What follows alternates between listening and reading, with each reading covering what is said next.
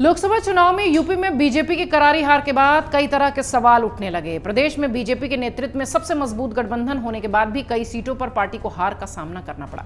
लोकसभा चुनाव में राष्ट्रीय लोकदल भी पश्चिमी यूपी में बीजेपी को अपेक्षित सफलता नहीं दिला पाया। चुनाव में पार्टी ने अपनी दोनों सीटें जीत ली, लेकिन पश्चिमी यूपी में बीजेपी को वैसा लाभ नहीं मिला जैसा कि आरएलडी के साथ आने पर एक्सपेक्ट किया गया था, उम्मीद की गई थी।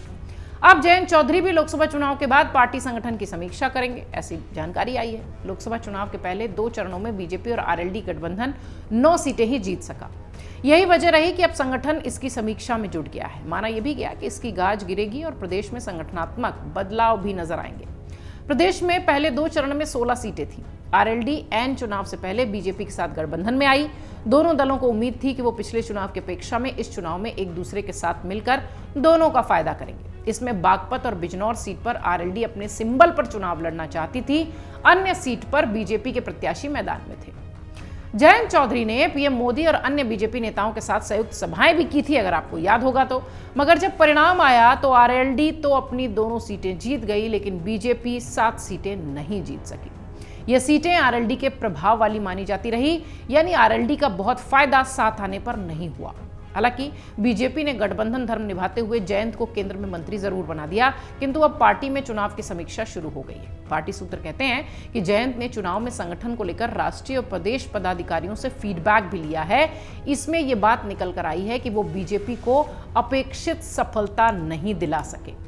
इसमें पार्टी संगठन की और कुछ नेताओं की निष्क्रियता भी दिखाई पड़ी। केंद्र और प्रदेश में बीजेपी के साथ गठबंधन में जाने पर और मंत्री पद मिलने के बाद भी पार्टी की जिम्मेदारी अब और ज्यादा बढ़ती दिखाई पड़ रही है। ऐसे में संगठन को सक्रिय और 2027 के विधानसभा चुनाव के लिहाज से एक्टिव होना पड़ेगा। यही वजह है कि पार्टी अब अपने संगठनात्मक ओवरहॉलिंग की तैयारी में है।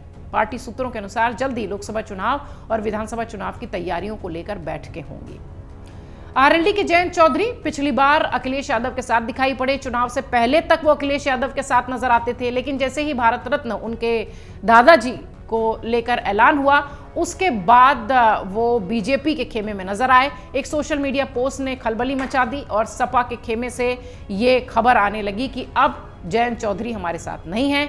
आरएलडी की ये जो सीटें थी वेस्टर्न यूपी की, 9 सीटों पर बीजेपी साथ आकर चुनाव लड़ रही थी, जिसमें कि 2 सीटों पर खुद जयंत चौधरी के उम्मीदवार थे और बाकी 7 पर बीजेपी के उम्मीदवार थे। कहा यह गया कि चूंकि इस बेल्ट पर मजबूत पकड़ है आरएलडी की, इसलिए शायद यहां मजबूती के साथ पार्टी नजर आएगी, लेकिन हुआ इसके ठीक उलट। 2 सीटें आरएलडी तो अपनी जीत गई, जयंत चौधरी की पार्टी तो जीत गई, लेकिन वो 7 सीटें बीजेपी नहीं जीत पाई, जिसके लिए ये कहा जा रहा था कि ये गठबंधन शायद बीजेपी को फायदा देगा।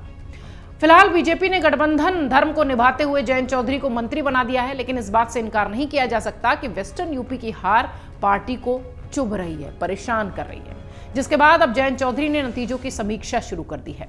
खबरें कुछ ऐसी भी हैं कि आरएलडी के मुखिया ने जिला पदाधिकारियों के संगठन पर रिपोर्ट मांगी है। पूछा गया है कि क्यों आरएलडी बीजेपी को अपेक्षित सफलता नहीं दिला पाई।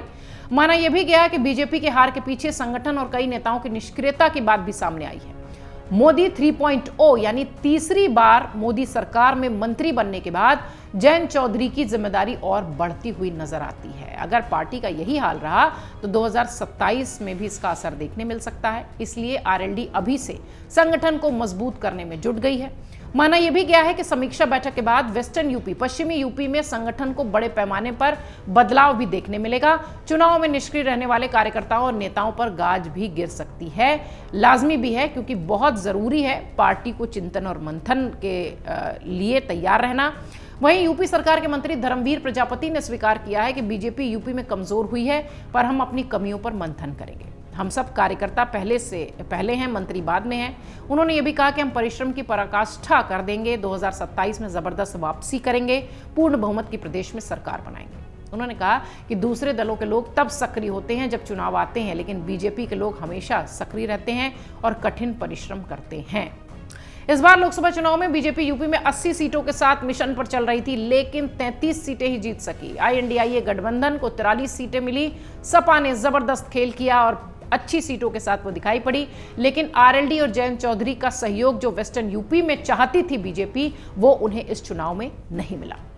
अगर आप ये वीडियो YouTube पर देख रहे हैं तो हमारे चैनल को सब्सक्राइब करें और बेल आइकन को दबाना ना भूलें। अगर आप Facebook पर ये वीडियो देख रहे हैं तो हमारे पेज को लाइक करें।